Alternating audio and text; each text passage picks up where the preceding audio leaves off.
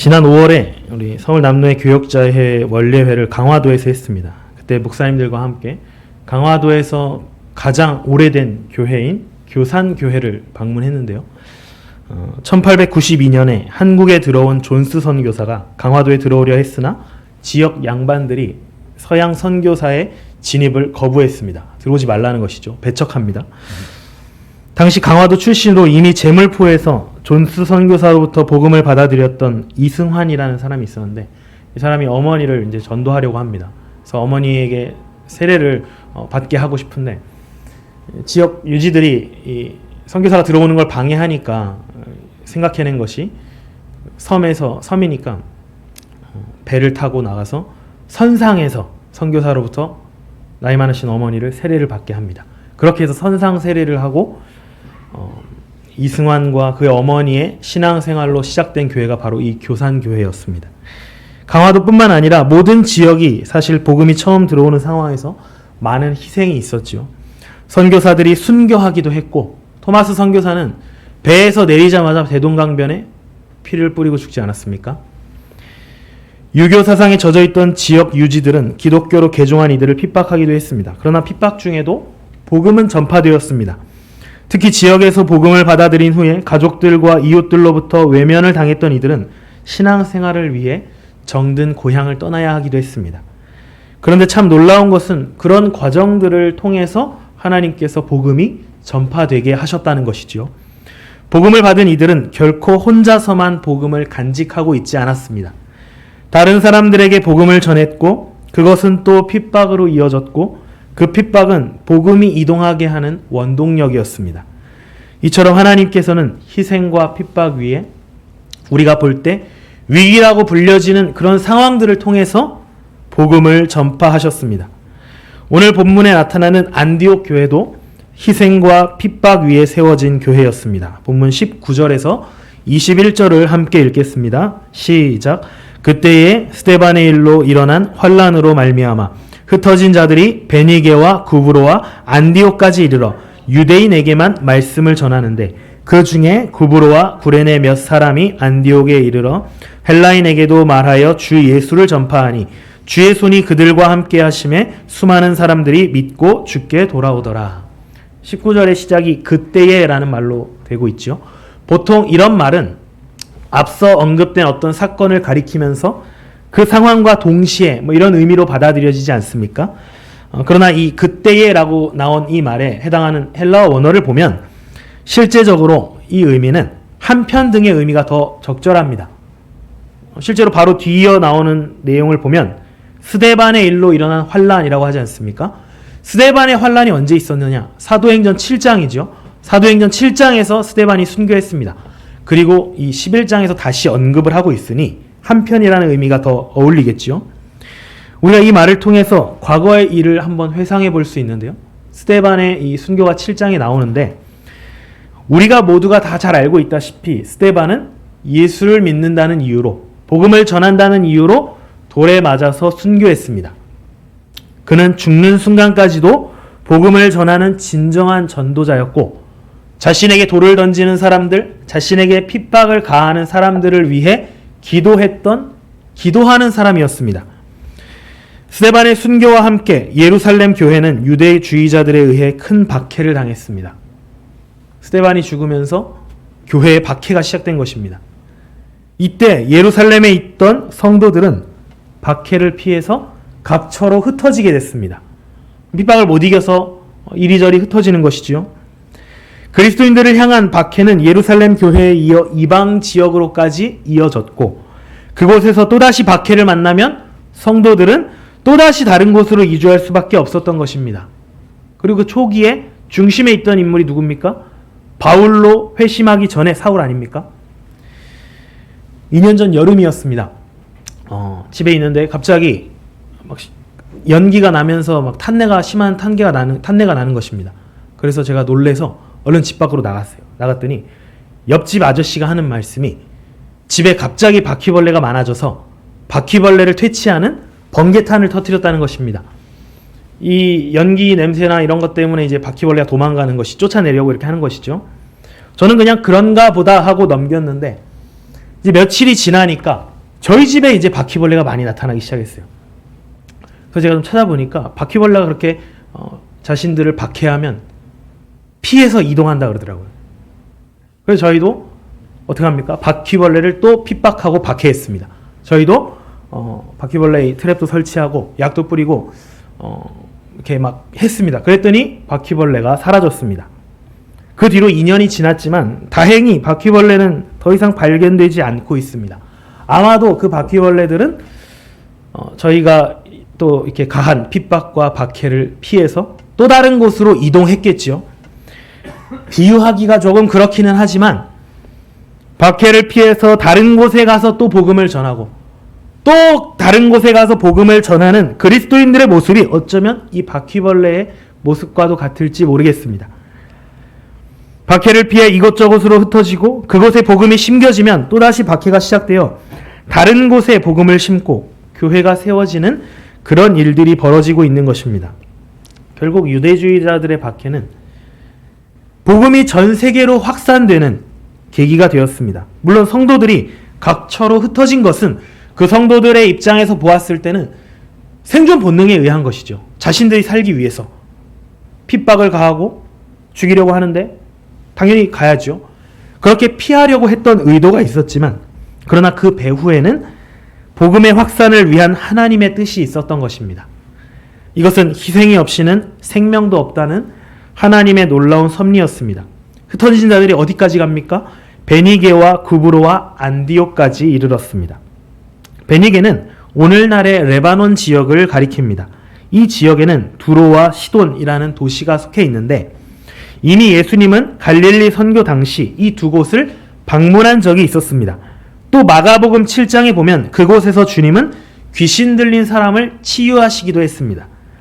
그렇기 때문에 이 베니게라고 하는 지역은 예수님에 관한 복음이 완전히 생소한 곳은 아니었던 것이죠. 구브로는 어디입니까? 안디옥과 다소 그리고 길리기아 지역과 마주하고 있는 섬입니다. 내륙 지방이 아니라 섬입니다. 오늘날 유럽의 이 사이프러스에 속합니다. 사이프러스 혹은 키프로스라고 하죠. 그곳에는 유대인들의 회당이 세워져 있었습니다. 오늘 본문 22절에 나오는 바나바가 바로 이 섬 출신이었습니다.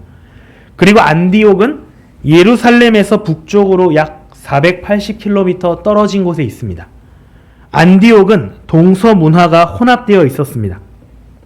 문화가 혼합되어 있다는 것은 사람들의 왕래가 많고 사람들의 왕래가 많다는 것은 복음이 더 확산될 여지가 많다는 것이죠. 그런 의미에서 볼 때 안디옥은 그야말로 복음이 크게 전파되기에 매우 적합한 곳이었습니다. 이 마지막에 안디옥을 말하고 있는데 안디옥이 예루살렘 교회에서 480km, 500km나 북쪽이라고 하지 않았습니까? 복음이 점점 확산되고 있는 것입니다. 지도를 보면 더 확실한데 이 구브로와 이 앞서 나온 지역들과 베니게와 구브로 또 이 안디옥까지 이르기까지 점점 복음이 이제 북쪽으로 확산되고 있는 것입니다. 사람들이 이 박해를 피해서 점점 가면 갈수록 복음도 올라가고 있는 것이죠. 그런데 특별히 본문 19절은 하나님의 말씀이 유대인에게만 전해졌음을 기록하고 있습니다. 이것은 당시 아직까지는 유대인들이 이방인들에 대해 편견을 가지고 있었기 때문입니다.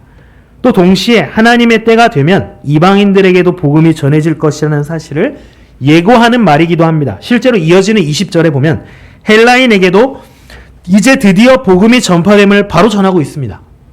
여러분 20절에 바로 헬라인 즉 이방인들에게도 복음이 전파됐다고 말하고 있는데 그 바로 앞서서 19절에서 굳이 유대인들에게만 복음을 전했다. 이 말을 다시 언급하는 이유가 무엇입니까? 지금 강조하고 싶은 겁니다.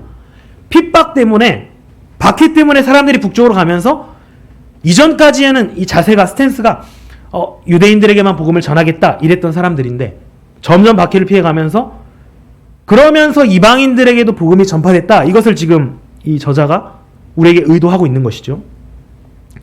여기에 언급된 구레네 몇 사람은 디아스포라 유대인, 즉 이방 지역에 살고 있는 유대인들입니다. 유대인 출신이지만 그리스도의 복음을 받아들인 사람이었습니다. 이들은 비록 육신은 유대인이라 할지라도 이제는 헬라인들, 즉 이방인들에게 복음을 전할 준비가 되어 있는 사람들이었습니다. 그들의 복음 전파는 본문 21절에 기록되어 있듯이 수많은 사람들이 믿고 주께 돌아오는 역사를 일으켰습니다. 그리고 이 일은 사람이 한 것이 아니라 하나님께서 하신 일이었습니다. 본문에 주의 손이 함께 하셨다 이렇게 표현하고 있지 않습니까? 주의 손이 함께 하셨기에 수많은 사람들이 복음을 받아들이는 일이 가능했던 것입니다. 주의 손이라는 표현은 성경에서 하나님의 능력을 나타냅니다. 또 하나님의 함께 하심과 하나님께서 주시는 복을 상징하기도 합니다. 또 주의 손은 온 세상을 창조하시고 다스리시는 권능을 표현하기도 합니다. 하나님의 권능, 하나님의 능력, 하나님께서 함께 하심으로 말미암아 수많은 사람들이 예수 그리스도를 구세주로 영접하고 마침내 이방인 선교의 중심지가 될 안디옥 교회가 탄생하게 된 것입니다. 핍박을 통한 복음의 이동, 그리고 그 복음이 뿌리를 내려서 열매를 맺는 놀라운 역사가 일어났습니다. 이처럼 하나님께서는 기독교 박해, 우리가 볼 때는 위기라고 보이는 상황을 통해서 그 희생 위에 교회를 세우신 것이죠. 한 알의 밀이 땅에 떨어져 죽지 아니하면 한 알 그대로 있고 죽으면 많은 열매를 맺느니라, 이렇게 말씀하신 그 예수님의 말씀처럼 주님은 희생의 자리 위에 복음을 심으신 것입니다. 그리고 주님은 세우신 교회를 위해 일할 일꾼도 부르셨습니다. 본문 22절에서 24절입니다. 시작. 예루살렘 교회가 이 사람들의 보문을 듣고 바나바를 안디옥까지 보내니 그가 이르러 하나님의 은혜를 보고 기뻐하여 모든 사람에게 굳건한 마음으로 주와 함께 머물러 있으라 권하니 바나바는 착한 사람이요 성령과 믿음이 충만한 사람이라. 이에 큰 무리가 주께 더하여지더라. 안디옥에 할례받지 않은 이방인 중심의 교회가 세워졌다는 소식은 예루살렘 교회에도 전해졌습니다. 할례받지 않은 이방인들, 이 유대인들이 정말로 배척하는 존재들 아닙니까? 이 큰일 날 일입니다. 유대인들에게는. 만일 이 소식이 고넬료의 회심 사건 이전이었다면 아마도 그랬겠죠. 그러나 하나님께서는 이미 고넬료의 회심을 통해 어느 민족이든 어떤 백성이든 할례를 받았든 안 받았든 주의 복음을 받아들일 수 있음을 입증해 주셨기 때문에 예루살렘 교회는 안디옥의 이방인 중심의 교회가 세워졌다는 이 사실을 아주 기쁨으로 받아들일 수 있었습니다. 예루살렘 교회는 이제 어떡합니까? 즉시 바나바를 파송했습니다. 바나바는 본문 23절에 기록되어 있듯이 하나님의 은혜를 보고 기뻐하여 모든 사람에게 굳건한 마음으로 주와 함께 머물러 있으라, 이렇게 권면할 수 있는 사람, 즉 권면과 위로에 능한 사람이었습니다. 특히 본문 당시의 경우 헬라인들한테 이 중심으로 복음을 전하는 것 아닙니까? 이방 민족들. 헬라 문화가 얼마나 화려하게 발달했습니까? 그 화려한 헬라 문화 속에서 세상 사람들이 가지고 있는 기준, 문화의 발달, 물질, 이런 세상의 기준이 아니라 예수 그리스도가 삶의 기준이 되게 하는 것. 지금 본문에 보면 주와 함께 머물러 있으라, 이 말이 무엇입니까? 세상 보지 말고 예수 그리스도를 봐라, 이 말 아닙니까? 세상의 그 여러 가지 복잡한 상황 속에서, 그 세상의 화려한 기준 속에서 오직 예수 그리스도를 삶의 기준으로 삼아라, 이 말을 할 수 있는 사람이 바로 바나바였다는 것이죠. 본문 24절은 그가 왜 위로와 권면에 그렇게 능했는지 그 이유를 설명합니다. 본문 24절에 나와 있는 말을 헬라어 원문의 의미를 살려서 직역하면 이렇게 됩니다. 왜냐하면이라는 말이 앞에 나와 있습니다. 왜냐하면 그는 선한 남자였고 성령과 믿음이 충만하였기 때문이다. 23절을 부연 설명하고 있는 겁니다. 23절에 그가 그렇게 성도들에게 권면하고 위로했다고 말하는데 그 이유에 대해서 왜냐하면 그는 선한 남자였고 성령과 믿음에 충만하였기 때문이다.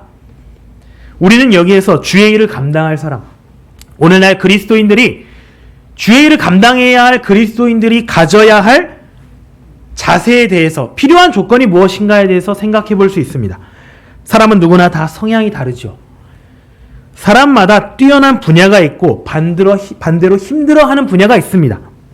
저처럼 내향적인 사람은 돈을 아무리 많이 주어도 영업직 못합니다. 길에 나가서 물건 팔아보라 그러면 못합니다. 그런데 오늘 본문을 통해 알 수 있는 것이 무엇입니까? 주의 일을 감당하는 사람은 선한 사람, 그리고 성령과 믿음이 충만한 사람이어야 한다는 것이죠. 그런 사람이 주의 일을 감당할 수 있다는 것입니다. 말을 멋있게 못해도 됩니다. 연애를 못해도 됩니다. 글을 못 써도 됩니다. 달리기를 못해도 됩니다. 몸에 장애가 있어도 됩니다. 사사기 3장에 보면 왼손잡이 사사 에훗이 나오지요. 오른손에 장애가 있는 사사였습니다. 그런 사사도 하나님이 성령이 임하시니까 주의 일에 쓰시지 않습니까? 단지 성령과 믿음이 충만하면 하나님께서 무엇을 맡기셔도 감당할 수 있는 힘이 생기는 것입니다. 죽어도 영업 지금 못하겠다는 사람이 성령이 임하면 나가서 전도지를 돌릴 수 있습니다. 모든 것은 주님이 직접 일하시기 때문입니다. 사람이 일하는 것이 아닙니다. 하나님께서 하시는 것입니다. 하나님의 힘으로 하는 것입니다. 바나바의 성향이 어떤 것인지는 모르겠어요. 그가 내향적인지 외향적인지, 사람들에게 위로를 잘했다고 하는데, 권면을 잘했다고 하는데 사람의 마음을 공감을 잘하는 사람인지 지성적으로만 뛰어난 사람인지 모르겠어요. 그런데 성령과 믿음이 충만하면 그 모든 것을 할 수 있다, 이 말입니다. 하나님께서 보실 때 적임자가 바로 바나바였습니다. 그런데 특별히 바나바는 그러한 영적인 조건 외에도 육신적인 조건에 있어서도 아주 적합한 인물이었습니다. 왜냐하면 그는 제가 앞서 언급하였다시피 구브로 섬 출신이었기 때문입니다. 사도행전 4장 36절에 보면 우리는 바나바가 구브로에서 태어난 사람임을 알 수 있습니다. 그런데 오늘 본문 20절에도 나와 있듯이 안디옥 교회는 이 중심된 인물이 어디입니까? 구브로와 구레네의 몇 사람들이 복음을 전파하며 시작된 교회였습니다. 즉 쉽게 말해서 바나바는 이제 막 시작하는 개척교회의 개척 멤버들과 같은 고향 출신이라는 것이죠. 그래서 그들과 관계하면서 그들을 섬기기에 바나바가 아주 적합한 인물이었던 것입니다. 같은 고향 출신이나 같은 학교 출신, 학연, 지연 이런 것들이 사실 지금 정치에서도 보지만 많은 경우에 사실 안 좋은 요인으로 작용하기도 합니다. 그러나 특별히 외국에 있을 때는 좋은 요인들로 작용하기도 합니다. 저와 제 아내가 러시아에 처음 나갔을 때 그때 이제 선교사회, 모스크바에 계신 선교사회에 가서 인사를 했습니다. 저는 이제 한국에서 나왔고 훈련을 받으러 왔습니다. 정식 파송은 아니지만 훈련을 받으러 왔습니다. 많이 도와주십시오. 이렇게 인사를 했습니다. 하고 네, 거기 이제 선교사님들이 정말 초교파적으로 모인 것 아닙니까? 어느 교단. 근데 그 중에 대한예수교 장로의 합동 측의 선교사님이 제가 합동 측에 속한 총신대 선교대학원에서 공부했다는 사실을 아시고는 저를 더 잘 챙겨주셨습니다. 자기 후배라는 것이죠. 또 그 사모님은 저희 부모님의 고향인 경남 함안과 가까운 합천 출신이시라면서 저희를 또 더 아껴주셨습니다.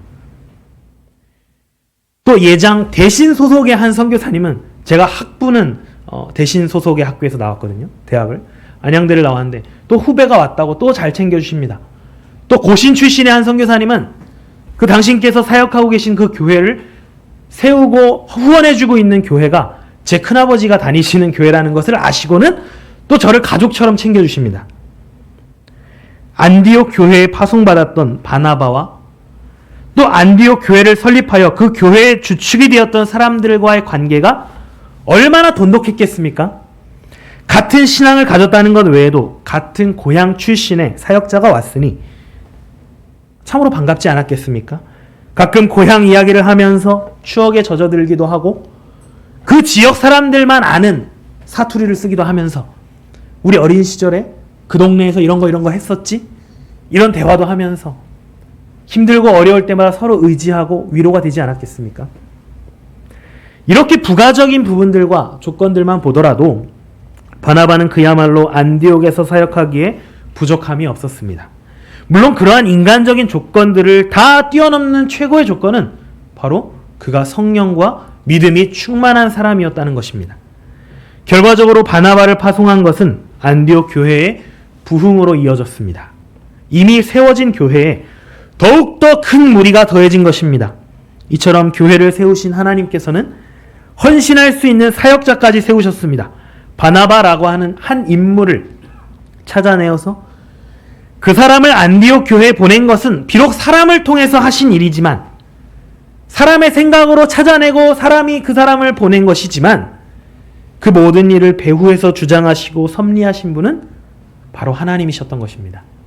사랑하는 성도 여러분, 예루살렘 교회에 일어난 핍박은 그리스도인들로 하여금 그 박해를 피해 이동할 수밖에 없는 환경을 제공하였습니다. 그러나 이것은 그리스도인들과 함께 복음도 이동하게 되는 결과를 낳았습니다. 핍박이었지만 복음도 함께 이동하는 결과, 이것에 대해 칼빈이 주석에 이렇게 기록했습니다.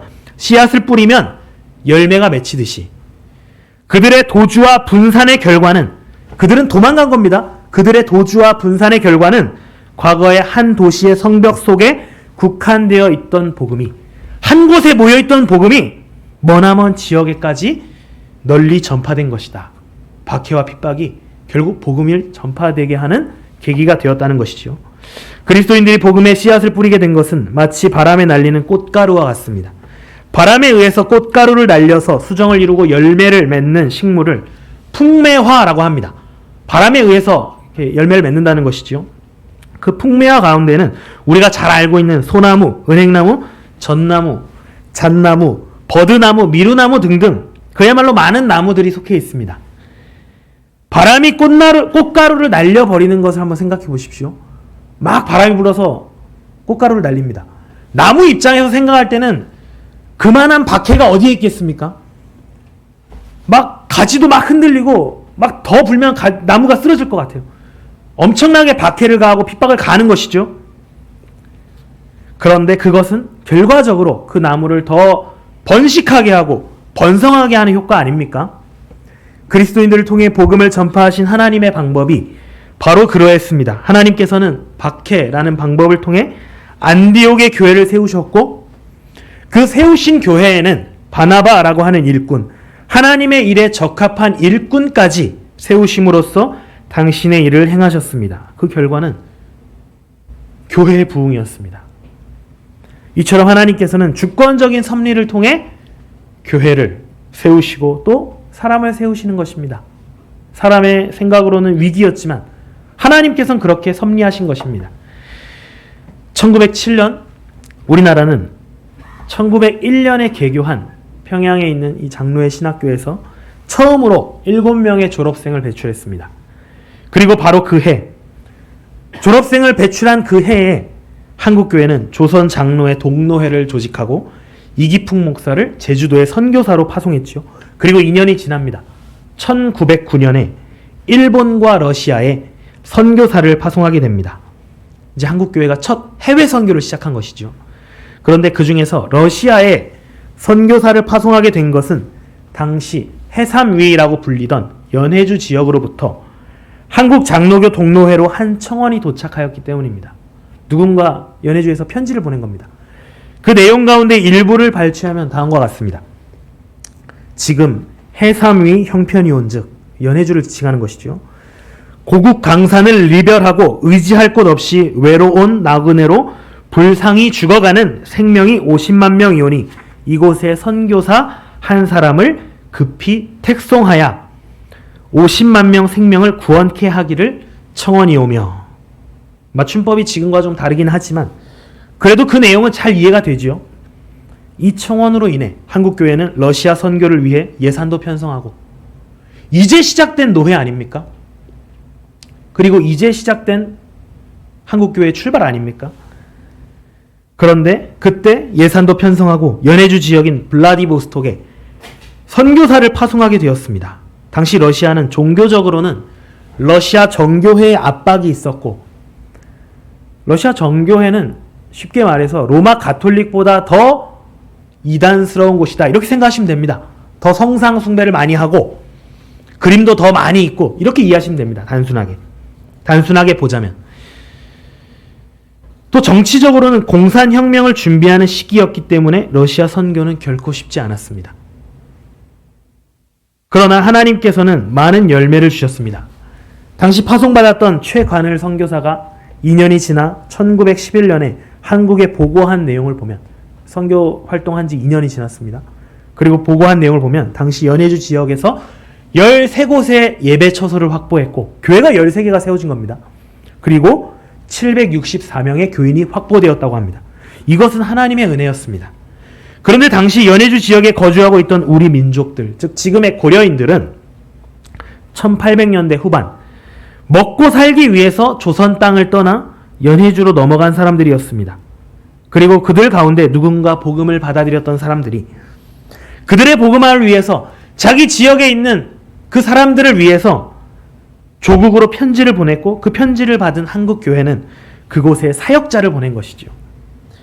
먹고 살기 힘든 상황 속에서 자신들을 위해 복음을 전하겠다며 조국에서 온 사역자가 그 고려인들에게는 얼마나 고마운 존재였겠습니까? 얼마나 반가웠겠습니까? 결국 힘들고 어려운 상황을 통해 하나님께서는 교회를 세우시고 그곳에 사람까지 세우심으로써 선교가 진행되게 하신 것입니다. 이 고려인들을 통한 선교의 역사는 정말로 놀랍습니다. 1937년 러시아에서 아주 만행을 저지릅니다. 일본 첩자들이 러시아로 오는 것을 막겠다는 명분으로 연해주 지역에 있는 모든 고려인들을 다 강제로 중앙아시아로 이주시켜버립니다. 동양인들 가운데 일본인이 섞여 있을 수 있다는 것이죠. 그래서인지 연해주의 이 개신교회 역사는 1937년부터 소련이 붕괴되는 1991년까지 사라집니다. 아예 역사가 없습니다.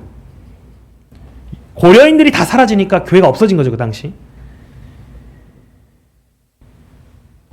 그리고 연해주뿐만 아니라 공산혁명 이후 소련이 붕괴되는 1991년까지 러시아 정교회는 존재했지만 이 공산당과 결탁한 러시아 정교회는 존재했지만 개신교회는 그 명맥을 공식적으로 유지할 수 없었습니다. 그렇게 강제 이주된 이들 가운데 상당수의 사람들이 이동 중 열차에서 목숨을 잃었습니다. 기차에 막 콩나물 시루처럼 실어서 가는 거죠. 그리고 그 시베리아 허허벌판에 그냥 던져놓는 것이죠.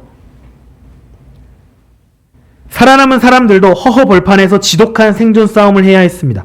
그런데 놀랍게도 살아남은 사람들이 있었습니다. 그렇게 생존한 고려인들은 중앙아시아를 비롯해서 모스크바와 같이 유럽에 인접한 러시아 지역은 물론 동유럽까지도 퍼져갔습니다. 고려인들이 없는 곳이 없습니다. 그리고 이것은 복음 전파의 한 방법이기도 했습니다. 러시아 모스크바에서 사역하시던 한 선교사님으로부터 아주 놀라운 이야기를 전해들은 적이 있습니다. 그 선교사님은 91년에 이 소련이 붕괴되고 초기에 나가신 분인데 태권도 선교를 하시는 분이었습니다. 목사님이시고 이 선교사님이 자신이 예전에 아주 나이 많으신 고려인 할머니와 사역을 했는데 그분이 통역을 했다고 해요. 고려인들 가운데 한국말을 배우지 않았지만 한국말을 듣고 알아듣는 분들이 있어요. 말은 못하지만 들을 수 있어요. 그럼 듣고서 러시아 말은 하는 거죠. 자기가 이해한 대로. 어렸을 때부터 이 조선말을 들어온 게 있으니까 할머니들로부터 또 그 할머니들로부터 들어온 게 있으니까 하는 것입니다. 근데 그 한 나이 많으신 할머니 고려인 통역자가 하시는 말씀이 자기가 어린 시절에 자기 할머니로부터 예수님 이야기를 들은 적이 있다는 거예요. 성경 이야기를 들은 적이 있다는 거예요. 분명히 1937년부터 러시아에는 교회가 없었는데 그 얘기를 들은 적이 있다는 것이죠. 아마 그 할머니의 할머니는 그 연해주의 초기에 확보되었던 764명 중에 한 명일지도 모르죠. 그렇게 살아남은 할머니들, 고려인들, 그분들이 중앙아시아로 퍼져가고 모스크바로 퍼져가고 동유럽에 퍼져가면서 자신들이 어린 시절 들었던 옛날에 들었던 그 복음을 간직하고 있었던 것이죠. 그리고 소련이 붕괴되고 선교사님들이 나갔을 때 그분들을 만나 다시 복음 전파에 힘쓰고 있는 것. 이게 정말 얼마나 놀라운 것입니까? 하나님의 섭리는 이렇게 참으로 놀랍고 오묘합니다. 사람의 생각으로는 전혀 예상할 수도 없고 계산할 수도 없습니다. 예루살렘 교회에 들이닥쳤던 핍박이 그리스도인들로서는 참으로 위축될 수밖에 없고 얼마나 걱정스러웠겠습니까? 자신들이 함께 의지하고 믿던 스데반이 돌에 맞아 죽은 것이지요. 이제 우리는 어떡하지? 저 사울이라 하는 청년은 회심 전에 이 바울로 회심하기 전에 사울이라 하는 청년은 그리스도인들을 다 죽인다는데 우리 이제 어떡하지? 얼마나 걱정이 되겠습니까? 앞으로 신앙생활 하는 것이 너무 어려울 것이라 생각이 들었겠지요. 그러나 하나님께서는 그 상황을 통해 복음이 퍼져나가게 하시고 교회를 세우시며 세우신 교회에 필요한 사람까지도 세우신 것입니다. 바로 이러한 원리가 100년 전 러시아에서도 똑같이 벌어진 것이죠. 먹을 것이 없어 살겠다는 생각으로 연해주러 갔던 사람들 중 복음을 받아들인 누군가가 한국교회를 향해 사역자를 보내달라고 편지를 보냈고, 그 편지로 인해 1909년 러시아에 파송받은 한국인 선교사는 그곳에 정착한 우리 민족, 그 고려인들에게 복음을 전했으며 1937년 고려인 강제 이주로 인해 러시아 전역과 중앙아시아 동유럽으로 퍼진 고려인들 가운데 복음을 가진 이들이 그렇게 반세기가 지나서 한국에서 파송된 선교사님들과 함께 교회 운동을 펼쳐나가고 있는 것입니다.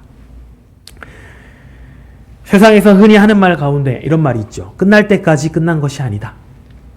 예루살렘 교회에 찾아온 기독교 박해라는 환란이 결국에는 복음의 확산과 교회의 설립으로 이어졌던 것처럼 우리 눈에 보이는 환란과 위기는 그 환란과 위기로서 끝나는 것이 아니라 그 이면에 반드시 하나님의 놀라운 섭리가 있음을 분명하게 우리는 기억해야 합니다. 2016년 1월부터 2018년 6월까지 저와 제 아내는 러시아에서 선교훈련을 했습니다. 모스크바에서 1년 반을 있었고 로스톱 나돈누에서 1년을 있었습니다. 그리고 2018년 6월에 한국에 들어왔는데, 들어오게 된 이유는 목사고시를 보기 위해서였습니다. 교단 목사고시를 보러 이렇게 들어온 것이죠. 그런데 그때 저희 부부에게는 한 가지 불만이 있었습니다. 그것은 6월에 목사고시를 치른 다음에 목사 안수를 받으려면 10월 노회까지 기다려야 되는 것입니다. 4개월을 보내야 되는 것이죠. 아무리 정식으로 파송된 선교사가 아니라 해도 저는 엄연히 한 교회를 전담하여 사역하고 있었고, 또 로스톱 나돈누에서 신학교 사역도 협력해서 감당하고 있었기 때문에 저로서는 염려가 되는 것이죠. 빨리 들어가고 싶은데. 물론 로스톱 나돈누까지 이 왕복 항공도 만만치가 않습니다. 모스크바까지 가고 모스크바에서 또 국내선을 타고 로스톱 나돈누로 또 가야 됩니다. 그렇게 가는 항공 비용도 만만치 않기 때문에 교단의 결정이 이해가 안 되는 것은 아닙니다. 그럼에도 저는 남들에게 표현을 할 수는 없어도 혼자서 가만히 속으로 이렇게 생각하는 거죠. 예전에는 선교사님들 보내는 경우에는 좀 7월에 이렇게 빨리 목사 안수를 주기도 하는데, 이런 생각을 저 혼자 하는 것이죠. 누구한테 말할 수는 없어도. 어쨌든 교단의 결정은 바뀌지 않았고, 저는 6월 말에 목사고시를 본 후에 10월까지 기다려야 했습니다. 그런데 8월쯤 되었을까요? 저는 러시아에 계신 현지인 사역자로부터 아주 놀라운 소식을 들었습니다. 그것은 어느 주일에 제가 사역하고 있던 그 교회로 러시아 검찰이 찾아와서, 경찰이 아니라 검찰이 찾아와서 교회 관련 여러 서류들을 요구했다는 것입니다. 예상치 못한 일이었기에 현지인 사역자를 비롯해서 성도들이 당황했다고 했습니다. 제가 사역하는 로스톱 나돈누는 길이 너무 험해서 비가 너무 많이 오거나 눈이 너무 많이 오면 차가 들어올 수도 없는 곳인데, 그 비포장 도로를 굳이 검찰이 와서 찾아와서 본 것이죠. 예상치 못한 일이었습니다. 정말 당황해서 그렇게 현지인 사역자가 일단 그 목사님, 현지인 사역자님께서 그러면은 필요한 서류들을 내가 취합해서 출두하겠다 이렇게 하고 그런 상황이라고 했습니다. 그런데 이 소식이 특히나 놀라웠던 것은 같은 해 연초에 2018년 제가 6월에 들어왔는데 그 2월인가 3월 그쯤에 저희 로스톱 나돈누에 계신 다른 한국인 선교사님 교회에 똑같은 방식으로 검찰이 찾아와서 그렇게 요구했고, 그 선교사님은 추방을 당했습니다. 그 결과 러시아는 종교법상, 공식적으로는 종교법상 외국인이 현지인들에게 종교 활동을 하는 것이 불법입니다. 그것이 적발되면 추방을 당해도 법적으로는 아무 할 말이 없습니다. 근데 이게 중앙 정부와 가까운 이 모스크바와 가까운 서쪽에서 특히 그렇고, 동쪽 같이 연해주 같은 곳, 북한 바로 위잖아요. 그런 곳은 조금 이런 것들이 취약합니다. 중앙 정부에 영향이 미치지 않기 때문에 조금 더 허술한 것이죠. 그래서 그 연해주 지역이나 또 일본 위에 있는 사할린 같은 곳은 교회 건물에 이렇게 십자가도 세워놓고 다 합니다. 이제 좀 다르죠, 이게 약간 주마다. 그렇게 종교법상 이 엄연히 불법이기 때문에 만약 제가 목사 안수를 일찍 받았거나 혹은 다시 한국에 목사 안수 때 들어올 생각으로 그때 러시아에 있었다면 저는 어떻게 되었을까 생각하니 정말 아찔합니다. 저는 당시 비자도 학생 비자로 있었고 외국인이지 않습니까? 그러면 저희도 곧바로 추방당했을 수 있는 것이죠. 추방을 당한다면 다시 러시아로 나가는 것은 사실상 불가능하다고 봐야 됩니다. 저는 빨리 러시아로 나가고 싶었고 나가지 못하는 것이 불만이었고, 또 사역자가 제가 그렇게 장기간 선교지를 비우게 되면 성도들의 신앙에도 위기가 찾아온다고 나름 염려를 했습니다. 저는 정말 좋은 의도로 그렇게 생각했던 것이죠. 그런데 제가 생각지 못했던 하나님의 섭리가 있었던 것입니다. 저는 제가 똑똑한 척하고 제가 나름 합리적인 척하면서 하나님 도대체 왜 그러시는 겁니까? 하면서 저 혼자 나름 그렇게 지혜로운 척했는데 하나님께서는 비록 돌아가는 것처럼 보여도 가장 안전한 길로 저희 가정을 이끌으셨던 것입니다. 여권에 추방이라고 하는 도장이 안 찍힌 것이 얼마나 감사한지 모릅니다. 러시아에서 추방당했다는 기록이 있으면 중앙아시아 같은 소련 연방에 있었던 나라들의 갈 때도 영향을 미칩니다. 당연한 것 아니겠습니까? 이 중앙아시아나 소련 연방에 있던 나라들은 어떤 국제적인 정책을 취할 때도 러시아의 영향을 받습니다. 그 뒤로 물론 교단이 나뉘어서 로솜 나돈누는 이제 더 이상 갈 수가 없게 되었지만 2년이 지나서 2020년 3월에 연해주로 가게 될 기회가 생겼습니다. 그래서 연해주로 가는 항공권을 2월에 끊었습니다. 3월에 가겠다고 하고 2월에 끊은 것이죠. 그런데 코로나가 심해져서 3월 1일부터 러시아 비행기가 끊어졌습니다. 그래서 못 나갔습니다. 그리고 또 2년이 지나서 지난 3월에 다시 기회가 생겨서 또 연해주로 가는 항공권을 끊었습니다. 날짜도 기억합니다. 3월 22일 대한항공편을 끊었습니다. 그런데 그 2주에 한 번씩 다니고 있었던 대한항공인데 재개되고 나서 다시 2주에 한 번씩 가고 있었던 것이죠. 3월 8일에도 비행기가 떴는데 3월 22일부터 다시 비행기가 끊어졌습니다. 그래서 못 나갔습니다.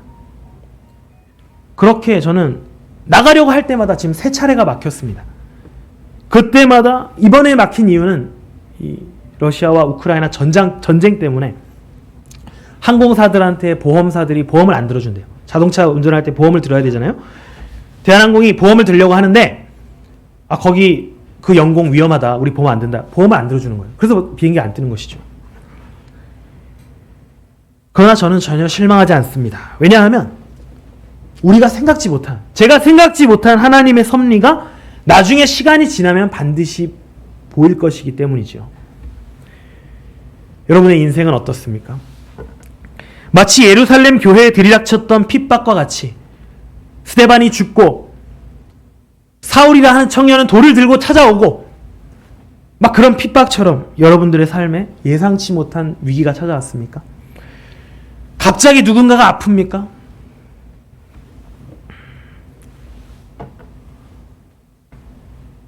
지난주에 저희 교회 권사님 중에 한 분이 급성 신우신염이 왔어요. 나이가 많으신 분인데 고통스러우시겠죠. 갑자기 그렇게 환란이 찾아옵니다. 우리 인생에는. 학교에서, 직장에서 문제가 생깁니다. 지금 코로나 때문에 힘들어 죽겠는데 그 상황에서 수해까지 오고 또 우리가 생각지 못한 경제적인 어려움까지도 막 우리 삶에 겹겹이 찾아옵니다. 여러분 하려고 하는 계획이 자꾸만 막히십니까? 그 뒤에는 반드시 하나님의 섭리가 있음을 믿으십시오. 그렇기 때문에 절대로 낙심하지 마십시오. 하나님의 때가 되면 우리가 하나님의 뜻을 깨닫게 되고 하나님이 모든 것을 이루실 것입니다. 하나님께서는 교회를 세우시기 위해 우리가 생각할 때는 굉장히 인정없어 보이고 모자라 보이지만 환난과 핍박이라는 것을 하나님께서는 도구로 사용하셨습니다. 핍박을 통한 성장. 이 아이러니하면서도 당연한 선교의 원리는 지금도 전 세계에서 펼쳐지고 있습니다. 또 하나님께서는 당신의 위대한 뜻을 성취시키기 위해 우리에게 위기를 허락하실 때가 있습니다. 그렇기 때문에 저는 위기라는 이 말은 하나님의 섭리를 표현하는 또 다른 말이다. 이렇게 규정하고 싶습니다. 어떤 위기가 찾아오더라도 낙심하지 말고 그 뒤에 반드시 깨닫게 되는 하나님의 섭리를 믿으며 더더욱 하나님만을 의지하고 살아가는 우리 모두가 되기를 주님의 이름으로 축원합니다. 아멘. 우리 시간에 함께 기도하도록 하겠습니다. 우리가 들은 말씀을 생각하면서 우리의 삶에 위기가 찾아오고 어려움이 찾아오고 환난이 찾아오고 걱정거리가 생기고 그 모든 것은 우리로 하여금 하나님께 더 가까이 나아가게 하기 위한 하나님의 섭리입니다. 여러분, 하나님께 기도하십시오. 어려운 일이 있습니까? 고통스러운 일이 있습니까? 하나님께 기도하십시오. 하나님의 뜻을 깨달으십시오. 하나님께서 함께 하실 때 여러분들께 모든 것을 이루실 것이고 여러분들의 문제들을 해결해 주실 것입니다. 이 시간 기도할 때에 이러한 하나님의 섭리를 깨닫는 우리가 되게 해달라고, 여러분들의 삶에 찾아온 위기들을 믿음으로 이겨낼 수 있는 그런 놀라운 믿음을 달라고 이 시간에 함께 기도하도록 하겠습니다.